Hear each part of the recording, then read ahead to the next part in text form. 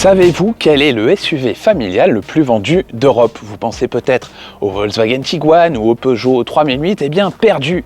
C'est le Hyundai Tucson qui est apparu sur le marché en 2021 et qui est devenu la meilleure vente en 2022, qu'il est resté aussi en 2023. Alors après seulement 3 ans de carrière, ce Tucson reçoit déjà son restylage. Il est disponible au prix de 36 900 € en version hybride et 47 000 € en version hybride rechargeable.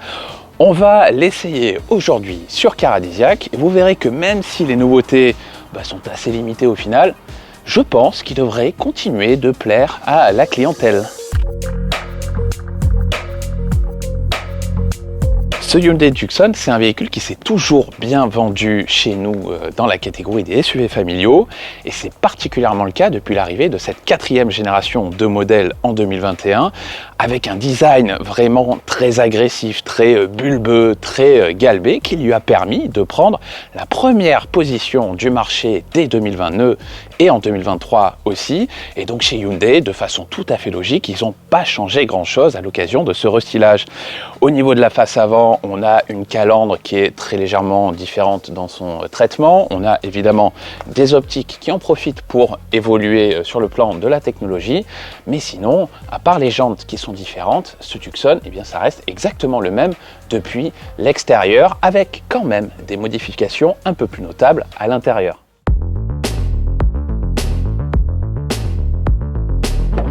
Au niveau de la longueur, on reste à 4,51 m, ce qui signifie que ce Tucson restylé reste légèrement moins gros qu'un Volkswagen Tiguan, par exemple. Et donc, à l'intérieur, tout change. En fait, chez Hyundai, ils ont décidé de remplacer totalement la console centrale et la planche de bord. Alors, c'est une bonne nouvelle parce qu'on gagne 2 nouveaux afficheurs. Alors, ils font tous les deux 12,3 pouces, celui du combiné d'instrumentation et celui de la tablette tactile centrale. L'ergonomie a aussi un petit peu évolué et c'est un progrès, notamment au niveau des commandes là, que vous avez par exemple pour la climatisation.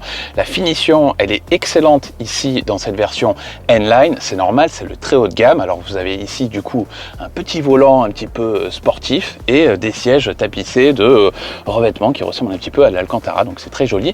Et on a aussi une autre bonne nouvelle, c'est l'arrivée d'une interface améliorée. En fait, c'est celle qui avait débuté sur le récent Kona et donc elle est plus rapide, plus efficace que celle du précédent modèle du Tucson. Et à l'arrière, qu'est-ce que ça donne? Eh bien, elles sont pas mal, ces places arrière. Alors, on n'a pas autant d'espace que dans un Volkswagen Tiguan, par exemple, mais on est quand même pas mal. Regardez, que ce soit au genou ou à la tête, là, c'est difficile de me plaindre. Je pourrais voyager à cette position sans le moindre problème. Et c'était aussi très correct au niveau du volume de coffre avec 616 litres dans la norme VDA ou seulement 558 pour la version hybride rechargeable avec évidemment ces grosses batteries à loger qui rognent un petit peu d'espace dans le coffre.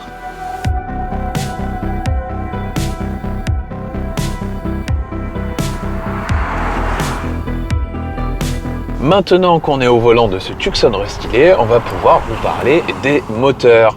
Les versions 100% thermiques, essence et diesel, eh bien c'est fini. Ils disparaissent du catalogue et désormais, c'est hybridation à tous les étages. Hybridation hybride rechargeable en haut de gamme avec une puissance maximale qui est désormais de 253 chevaux et hybridation normale sans rechargement comme sur notre version DC avec désormais 215 chevaux au lieu de 230. Et oui, en fait, le moteur électrique gagne 5 chevaux par rapport à la précédente mouture, mais le moteur thermique, un 4 cylindres 1,6 litres turbo, perd 20 chevaux à cause de son adaptation à la nouvelle évolution des normes Euro 6, les dernières avant le passage Euro 7.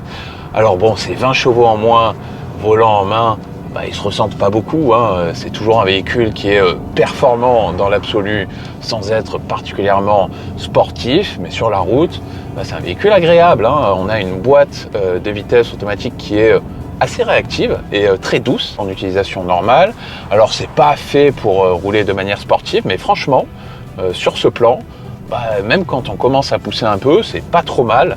En fait, le point négatif de ce modèle de chez Hyundai, c'est le même qu'avant. C'est la consommation. C'est-à-dire qu'on est là à plus de 9 litres au 100 dans les conditions d'essai très particulières. Sinon, en conduite normale, on est légèrement au-dessous des 8 litres au 100 km. Donc ça reste assez élevé dans l'absolu pour un modèle hybride. D'ailleurs, c'est pour ça qu'on a un petit peu de malus, quelques centaines d'euros en fonction des finitions. Donc voilà, c'est le plus gros défaut de ce modèle qui, par ailleurs, est vraiment très agréable à utiliser dans la vie de tous les jours et très confortable aussi.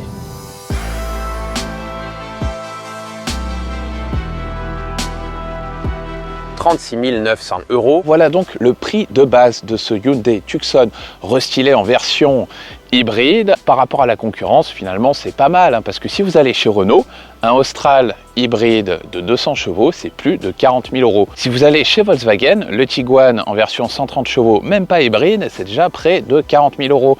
Alors l'addition de ce Tucson restylé, elle peut atteindre des sommets, hein, pour notre version d'essai ici en finition N-Line exécutive. Alors ça, c'est 49 000 € quasiment, donc c'est énorme. Mais même dans sa version hybride rechargeable, à 47 000 € en prix de base, eh bien c'est assez concurrentiel, sachant qu'un Tiguan hybride rechargeable, c'est au minimum 53 000 €. En fait, le plus gros défaut de cette voiture, finalement, c'est la consommation, puisque je pense que par rapport à un Renault Austral hybride, il faudra compter à peu près 1 litre au 100 en plus dans la vie de tous les jours.